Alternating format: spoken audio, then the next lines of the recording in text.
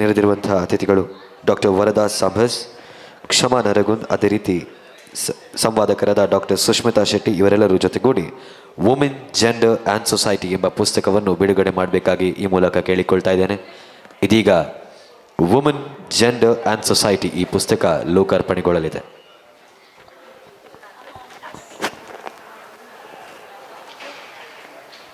Hereby, we release Women, Gender and Society. Namaste. Good afternoon, everyone. ಮೊಲೆ ಮುಡಿ ಬಂದಡೆ ಹೆಣ್ಣೆಂಬರು, ಮೀಸೆ ಬಂದಡೆ ಗಂಡೆಂಬರು, ಒಳಗೆ ಸುಳಿವ ಆತ್ಮ ಹೆಣ್ಣು ಅಲ್ಲ ಗಂಡು ಅಲ್ಲ Ramanatha. Says Jedara Dasimayya, a very well-known Kannada poet, Vachanakara of 11th century.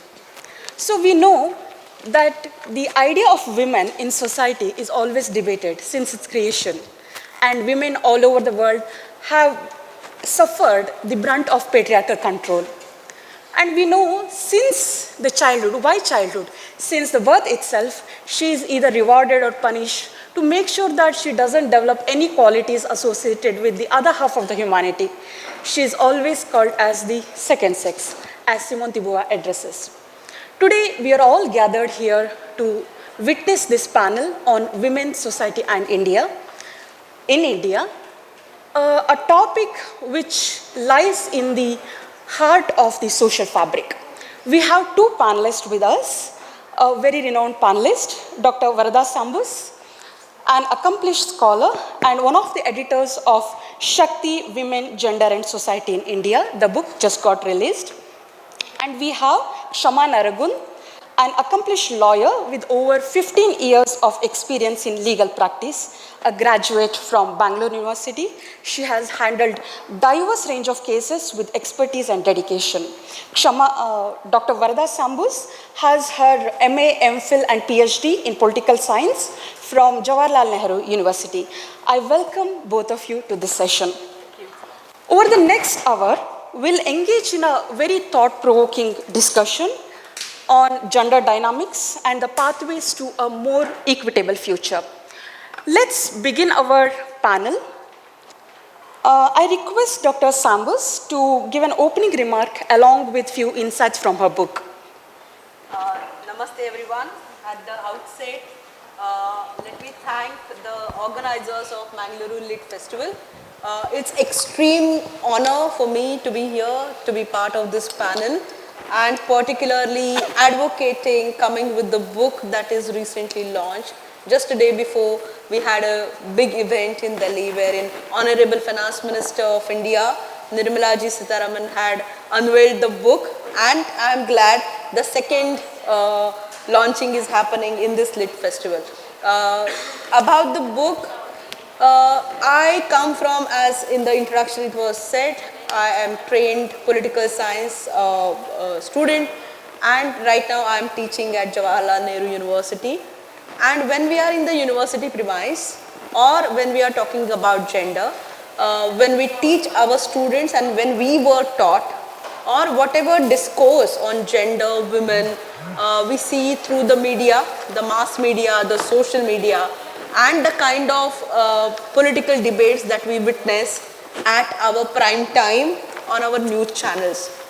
So constantly we kept feeling that the discourse that we are harping on, and the discourse that has been imposed upon us about gender, and the kind of practices that we witness in our homes, the everyday practices, the way women carry out their business, the way society deals with women, there is a big gap in what we are doing in our universities, in our discourses, and the practicalities, the everyday lives of women. So I am student of Bhakti, and my PhD was in fact on Pandharpur Wari, and as part of my field work, I did lot of field survey. I conducted lot of interviews of the Varkaris and many interviews of the Varkari women. And Varkari Sampradaya in Maharashtra and some parts of Karnataka, it is known as more inclusive kind of Sampradaya.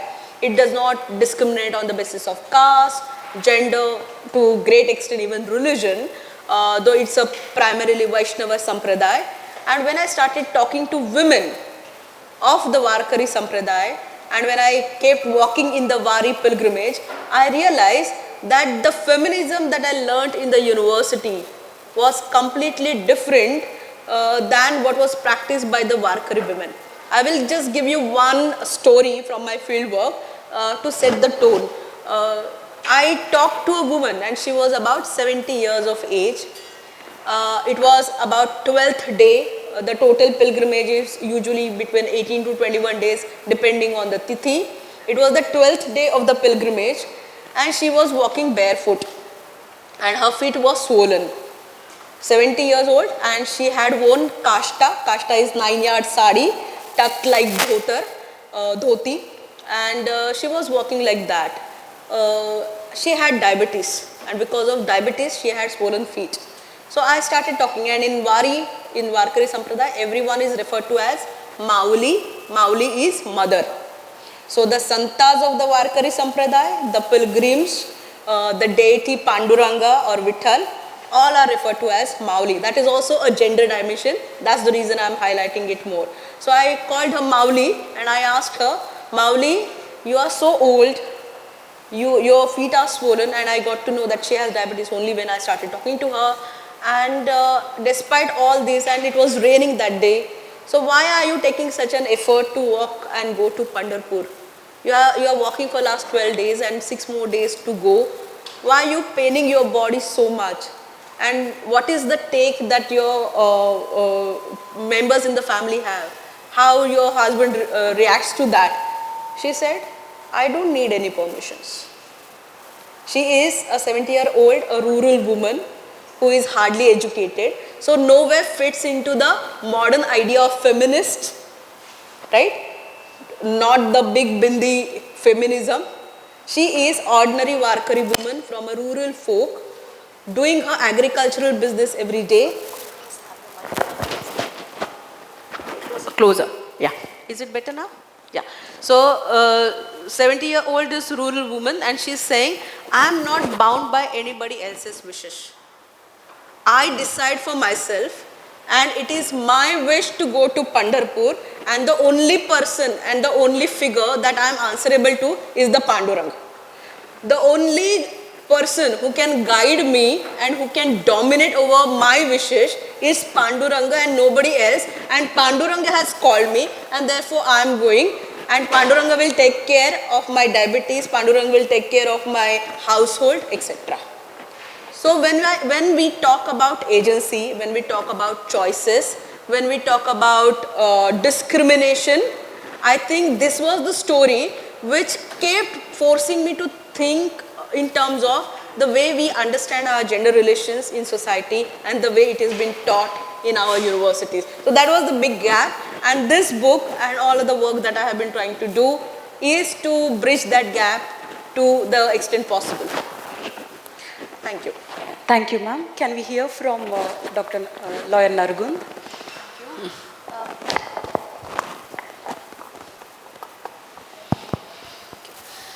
Namaste, all of you. Dr. Varada has set a, very, should I say, a very deep footing to the entire subject. Now there are 3 words. I mean, when the subject was put forth in front of me, I said, okay, 3 words: women, gender, and society. Now, strangely, all these 3 words, when I understand it from my university education and when I understand it from my native education. So when I say native education, it is the inorganic education that happens mostly in our houses, in our homes, and in by our interactions with people. They are literally on 2 different extremes of that understanding bar.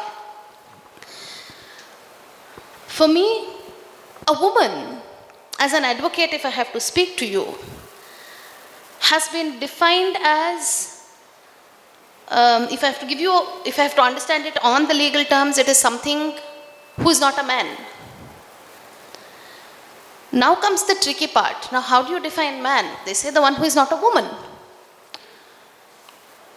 And that has led us into quite a bit of confusions with respect to the census also, which I'm sure Dr. Varada would know. But now, that is not our understanding. Now, when I use the word our, I mean to say the Bharatiya understanding of the terminologies. For the sake of convenience, we do have Pumsa and Stri. And I use these words specifically and not the word Purusha, because Purusha is human being mostly. I mean, the way it has been used in the Vedic texts is mostly for human being, where it necessarily does not mean man. So, when the word Pumsa and Stri have been used, apart from certain conveniences or the social conveniences that need to be fostered by these genders, beyond that, the gender really has not been significant. So, the blue and the pink regime, if I have to use the words today, I know when there is a baby boy, you have the hospitals giving you blue towels, celebrating with blue balloons, whatever crap it is. And when it is a girl, then you have all the pinks coming in, and you have the dolls coming in, and whatever. I mean, which this is absolutely not native or indigenous to our understanding. For us, it is mostly a human being. Now, this question of who is a woman kept on haunting me, and the 4th Sukta of Rigveda gives me the answer, which I must have repeated n number of times while speaking about the same topic, but I would still love to do that.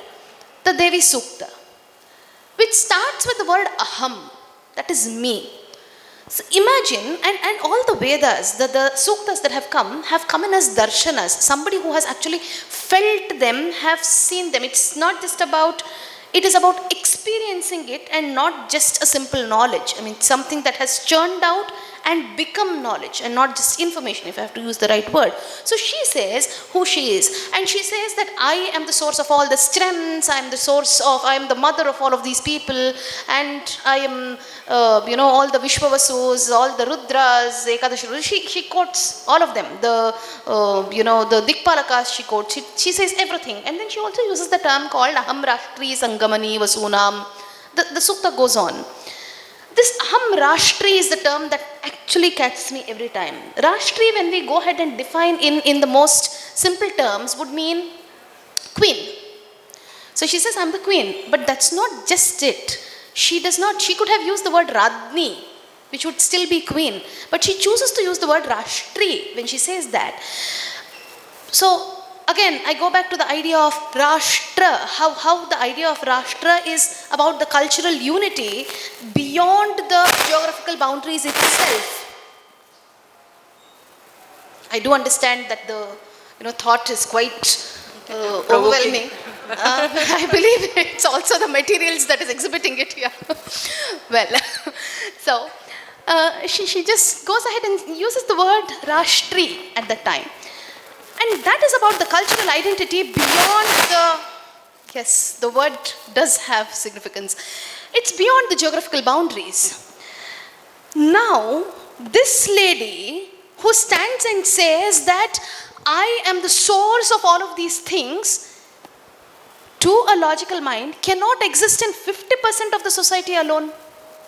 If she needs to connect all of these things, which means that this source of Stritva would be there in 100% of the society and all the beings otherwise, how could it be that she claims to be the cultural unifier of the entire world? It is not possible.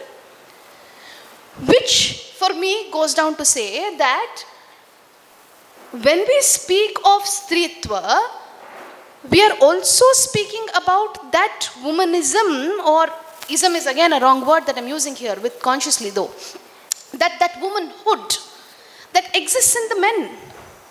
It also refers to the pumstva that exists in a biological female. So, when we really need to understand the idea of woman, then it should encompass the women issues, quote unquote women issues, that the men also face. Because women exists in them too. There is the stritva that exists, there is the pumstva that exists in a woman. And it is only when we have this idea of, we probably have it in different percentages, and therefore we manifest ourselves more like a female and more like a male, on the basis of that. And that for me is the Ardhanarishwara Tattva. Now again, I go back, I'm going to take a couple of more minutes in order to finish this, take it to a conclusion here. Shiva has been referred to as Dakshinamurti. Dakshinamurti is considered to be our guru. Now this is the same Shiva who also gives out your Ardhanarishwara Tattva, where there is a perfect balance of femininity and masculinity. The Pumstva and Stritva together. And it is only when there is a perfect balance of Pumstva and Stritva in the society that a person can raise to the aspect of Guru. That Gurutva can come when there is a balance. So if I understand the idea or the word woman in this context, then all my university education takes me to, absolutely a very, very completely different, should I say, a different universe for that matter. I mean, different understanding universe. Because we are known to be seeing things holistically in the Samagra. We do not have the idea of, it is not one against the other, it is one with the other. In our idea, in our native understanding, it's one with the other. So, my request, the reason why I laid out this foundation is so that we also have a clarity of understanding when we use these terms. Unfortunately, we are bound by the English language, which is, I believe, hopelessly shallow. I'm very sorry to be using this, but it's hopelessly shallow when it comes to certain terminologies or certain ideas to be propagated. But knowing the limitations, I believe, my request is so that we understand this idea of society. When we say society, it is samagra. It doesn't mean only the human beings. It also means all the living things, non-living things that exist, the potential living and the existing. And when we use the word women, it is everybody, the womanhood in everybody.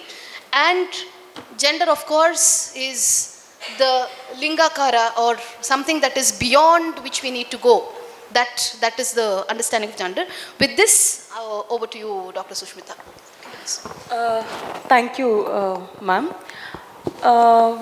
I have a question to Dr. Varada. So you have mentioned about how the theory that we study about feminism, and when we actually see feminism in our day-to-day life, right? So I was also going through the chapter you have written in the book. So there also you mentioned, right, in West we have different branches of feminism. We have cultural feminism, we have liberal feminism, we have radical feminism, etc., etc., etc.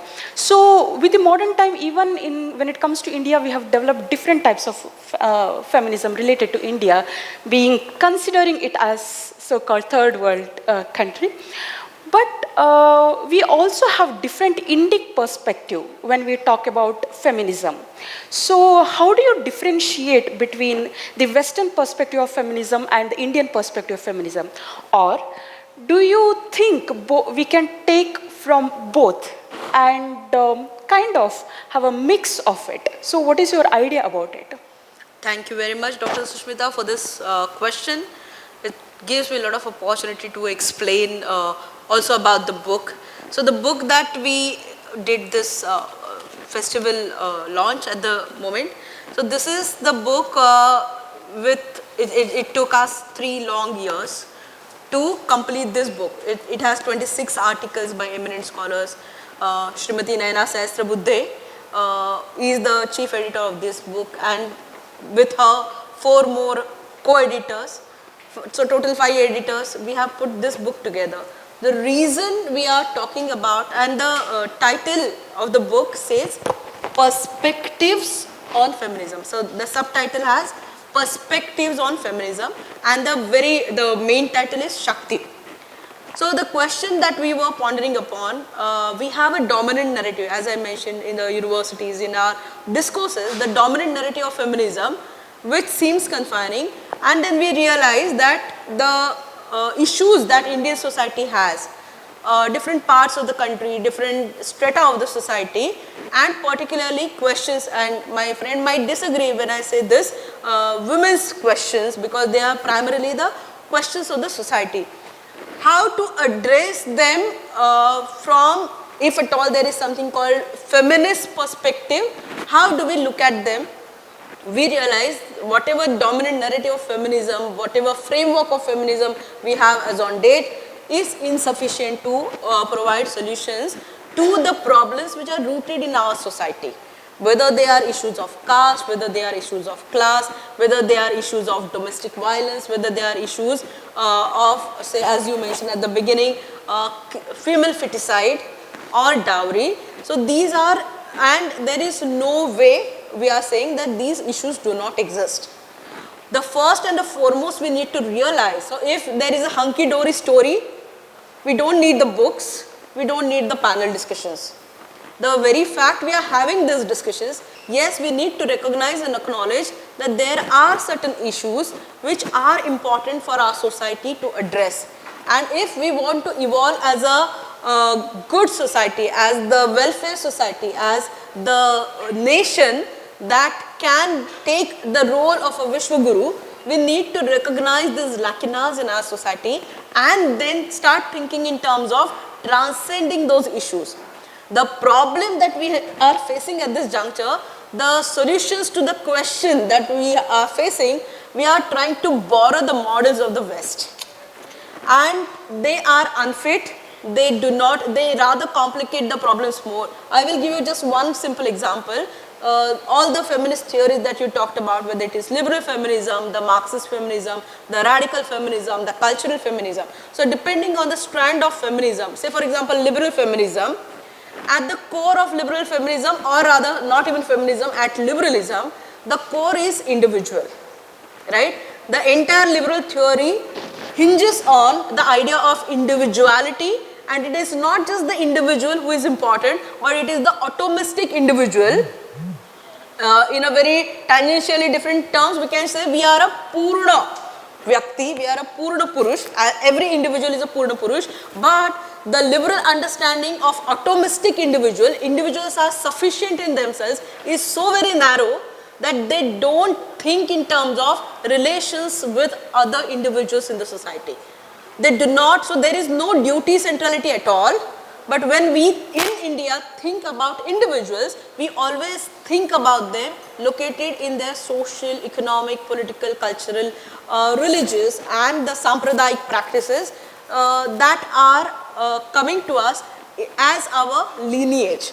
So we look at individuals, the identities are not just the identities of individual, but they are the group identities, they are the community identities, they are the societal identities. So the Indian ethos, if we can put it again, these, as my friend mentioned, English being the that way shallow language, it may not be appropriate, but that's the easy tool available. So the kind of dimensions we are actually thinking in terms of looking at our societal issues, we need to look at, so what would be then Indian about the feminist idea, going beyond the binaries, going beyond the individual centricism that the West has dominated about. So when we are talking about binary, particularly the Marxist feminist thought, the Marxist thought, how do they look at relations between individuals or the social forces, even the groups? One group is pitched against the other. One is always the exploiter of the other.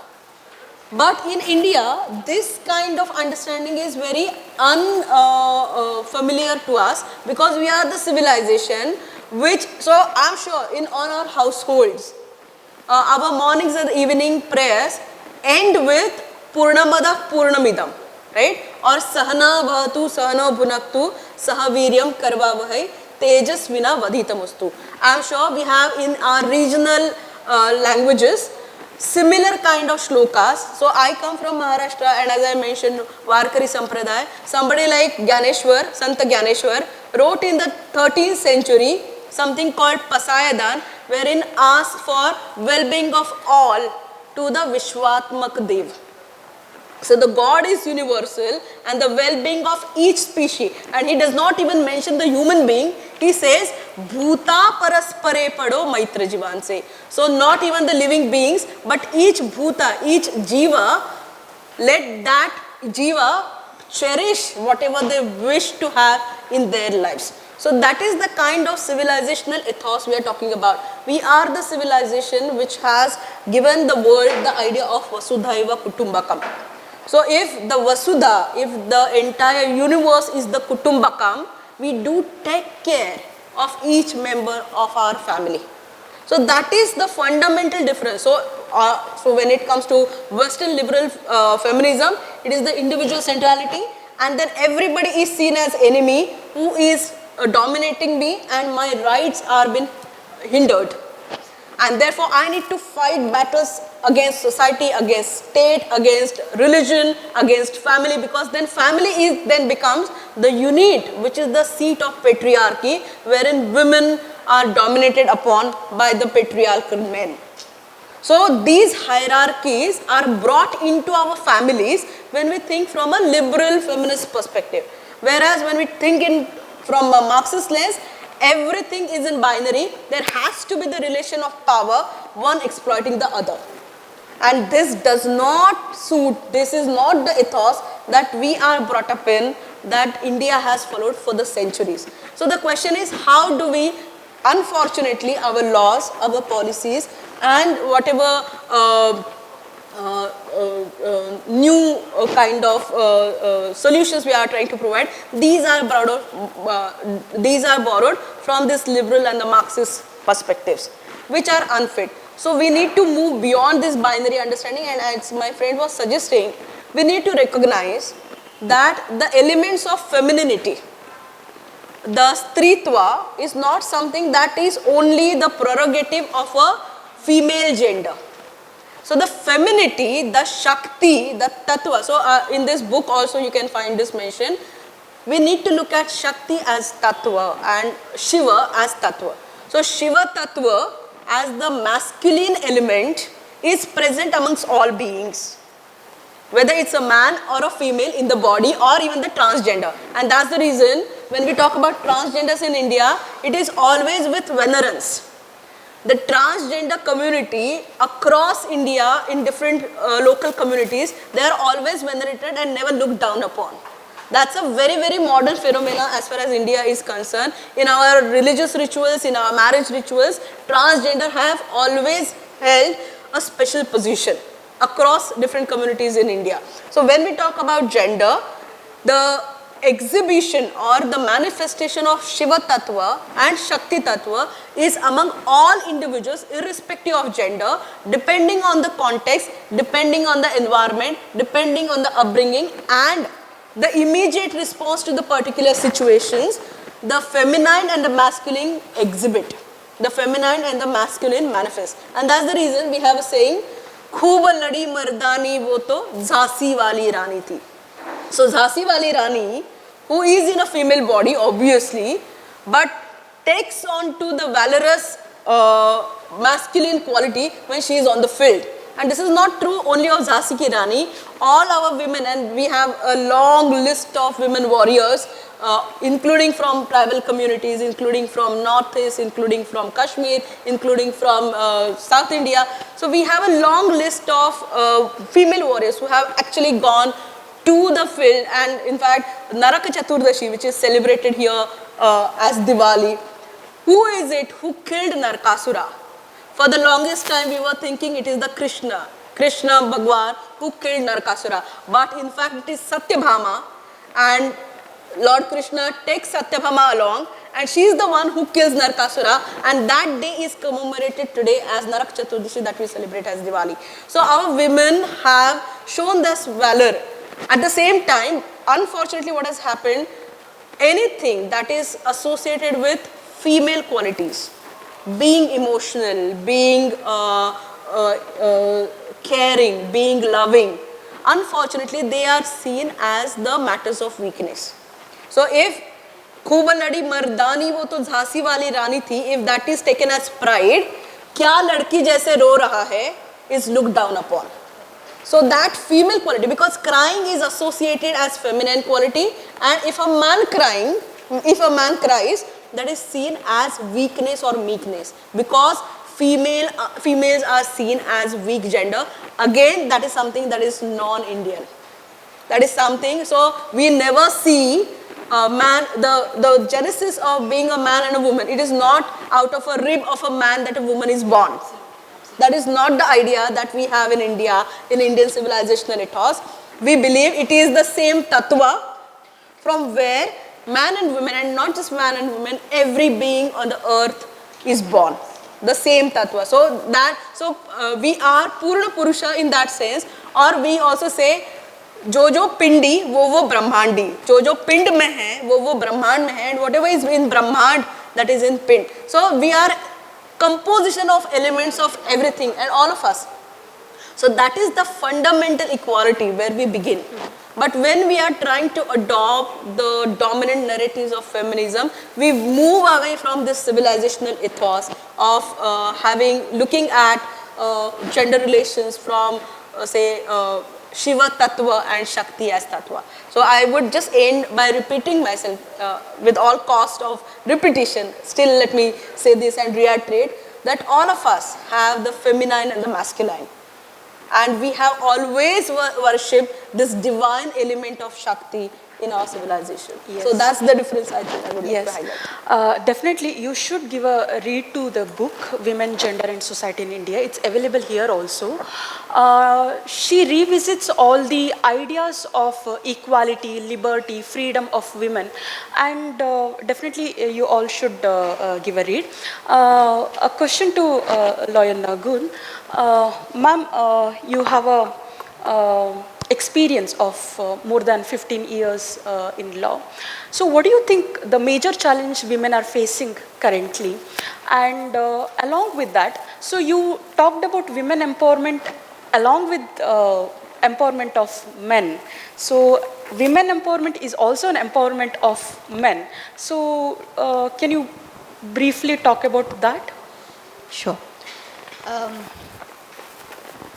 Now the challenges that the females, the biological females are facing today is basically a perspective problem. If the perspective is that the females and the males are different from each other. So when we say that they are different from each other, then the way we treat them is obviously different. We all know apples and oranges cannot be equated. So that's exactly what is happening when we say that males and females are two different things, then males and females will be treated differently. Now males and females are being, if I have to go to the fundamental problem, then because of this perspective that we have that they are different people, we treat them differently. And when we treat them differently, it obviously is not conducive to one gender. It's not conducive to one gender. If we revisit our, basic, when we are walking around in the society or when we are working in a place, what is expected from a female and what is expected from a male is absolutely different. Unfortunately today, that a male can get away with, doing little. But if a female has to rise up the ladder, then she will have to definitely prove herself a little more. With all of this tattva and all of that kept in mind, I am still being raised. I come from this, I've been taught this perspective for 25 years. So I've been told that I am the primary caregiver of the child. And so if I do not care the child and go out and just become a lawyer and do that, then there is a guilt that runs around. I question if the males also have that guilt that they're not taking care of the child and they're still going out. But what has happened in the society, we have taught them that she's the caregiver and he's the provider, because we have gender stereotyped certain things, and that's exactly the problem that we are facing now. Law has added to the perspective change again. Law has started differentiating the problems also. This is work related problem, this is domestic related problems, this is marital related problems, this is this is financial related problems. So that way there is also cataloging that is happening with respect to the problems that they're facing, or rather the challenges that they're facing. The moment we start branding and cataloging things and not seeing it in a wholesome way, we will never be able to solve the problems. Now, until the 80s, we did not have the dowry harassment provisions at all. 498A did not exist. All of a sudden, we decided that, 498A has to be brought in, because dowry is a serious problem. I mean, there are women who are being burnt. So it is a serious problem. So then we also got the Dowry Prohibition Act in the 86. And then it went on. It went on until the 90s, the late 90s. Until then, the law was being enforced with all the tentacles that it can get. What happened? The law started getting abused by a few people. So 2000s, we started getting judgments where they said that 498A has to be revisited. The tentacles have to be removed. Now, it cannot be so. And there were these minute, random voices from here and there from the courts which started coming in the early 2000s. Come to 2010, by then the abuse had grown to a significant percentage. So then they came up with guidelines saying that if you have to, arrest a person for a 498A complaint, then you will have to do some primary inquiries. You just cannot go ahead and pick up the entire family, because we see that the law is being abused. Well, today, I think just about a month ago also, there was this entire cry that came out about dowry harassment laws are being misused. It's high time that they get revisited. Why is this happening? Dowry is a problem that we had understood. Now the solution that we gave them was 498A. Is that really a solution? That needs to be looked into. Are we governing the problem here, or are we framing laws to govern the society? So long as law does not start looking at the society and just at the problem, it will get redundant over a period of time, because the problem keeps changing its ramifications and the law will have absolutely nothing. The law does not change according to the problem. So instead, what needs to happen is law should change its perspective of looking at the problem. Then things will be different. Now, because of this kind of a redundancy that has happened, there is an entire cry where it has got even messed up, where there is men's rights that are being coined out. The recent 1 month, we have heard a lot about it after the Atul's matters. So, where are we going? So, the basic challenges that the society is facing is that law does not know how to see the society, because it is alien to us. That is not very indigenous to us. So, it does not know, it does not understand the Indian society. There is no connect. And this disconnect is the problem that both the men and the women are facing. Has question, please, you can ask the panelist. Please raise your hand where you are sitting. Mic will be given to you.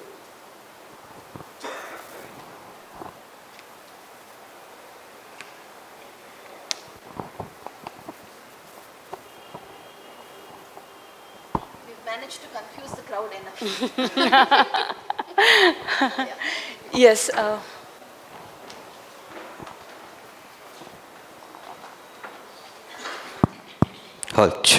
Check.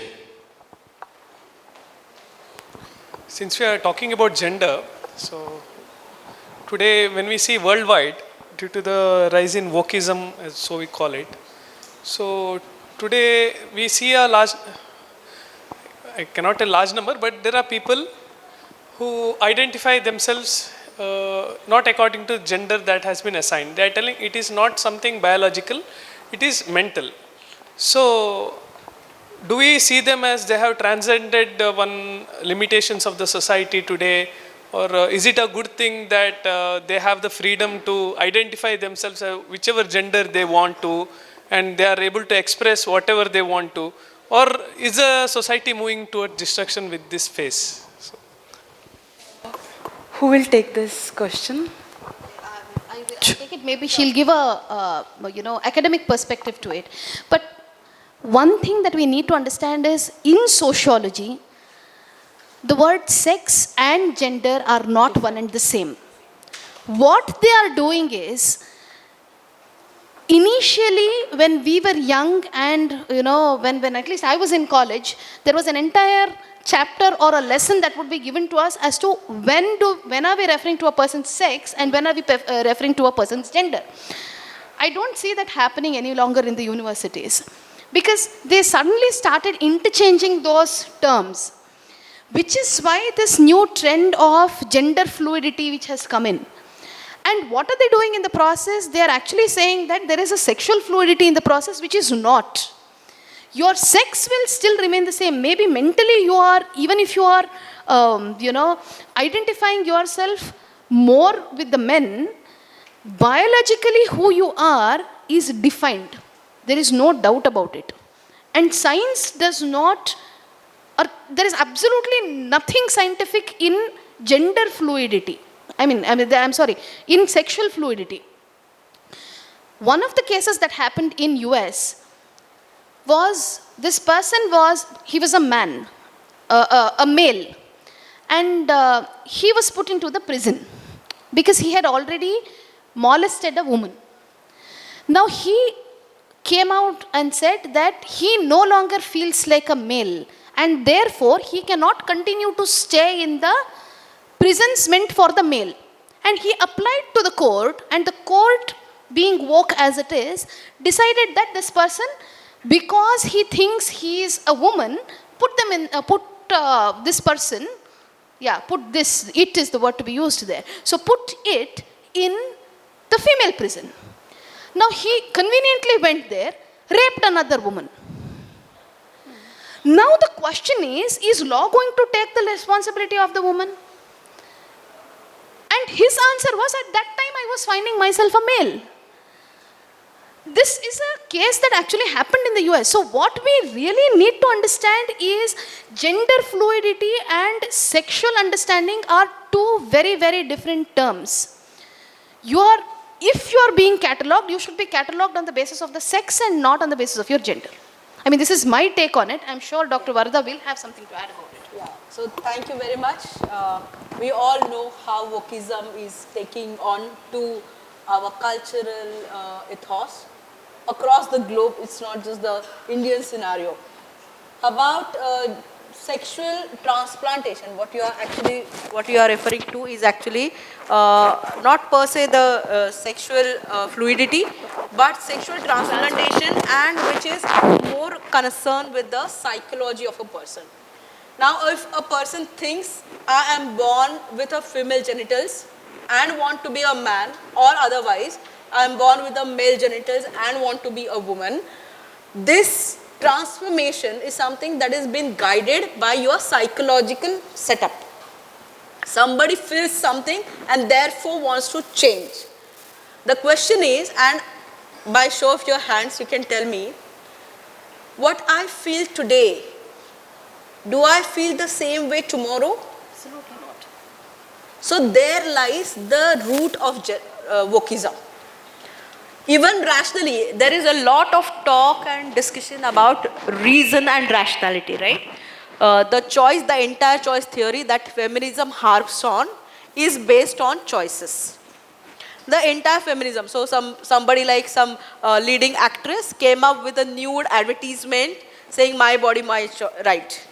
Right? So my body, my right, my body, my choice. These are the terms which are imposed upon us, and we buy them, particularly our youngsters buy them without even application of mind, when we say choice, we are assuming that the human beings are making rational choices, right? Let me just give you one example.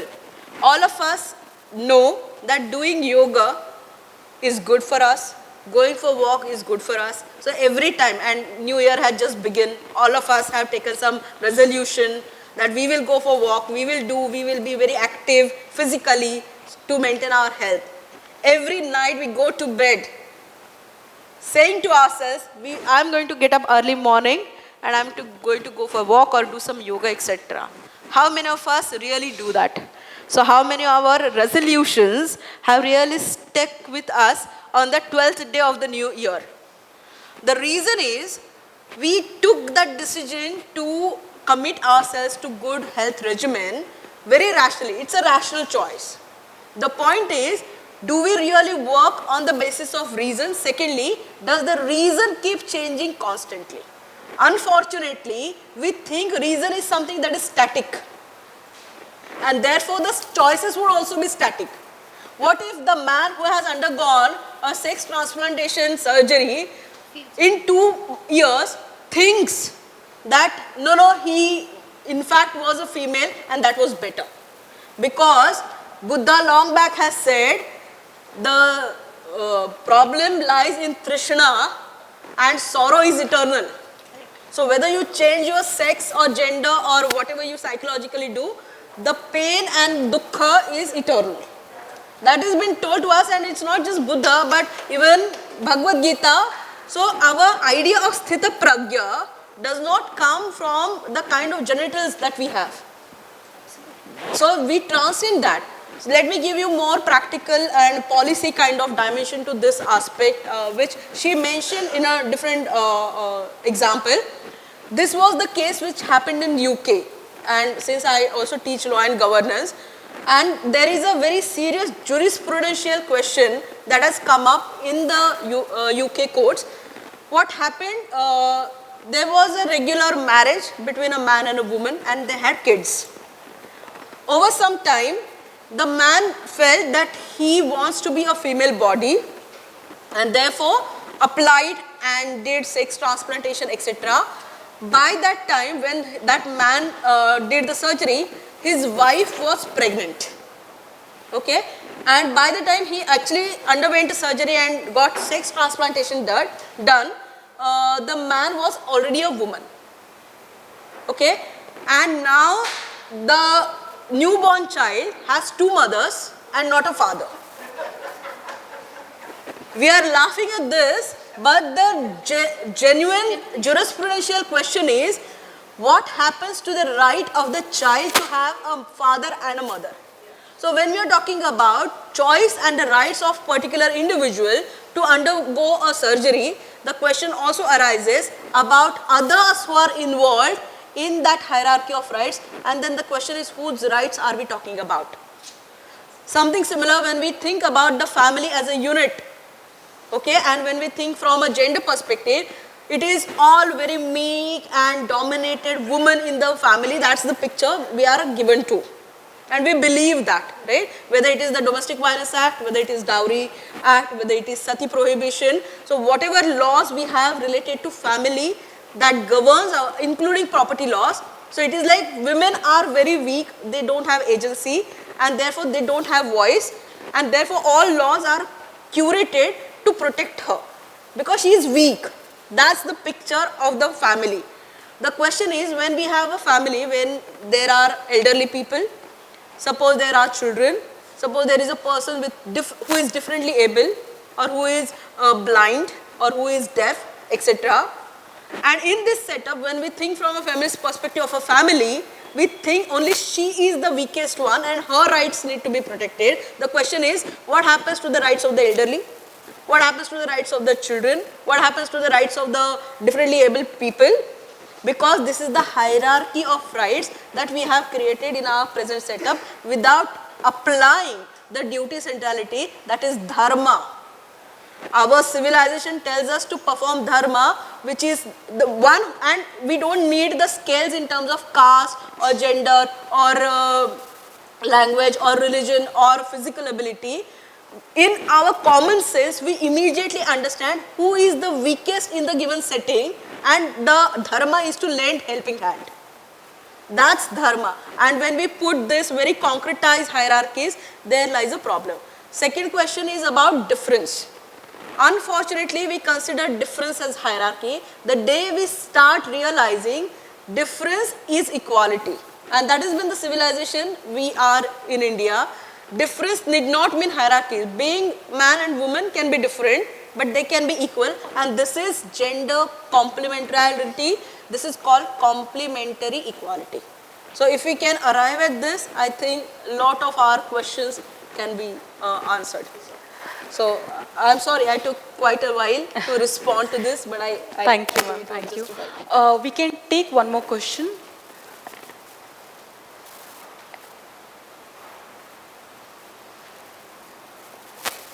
I think everyone is hungry now. Yeah, anyone has a question?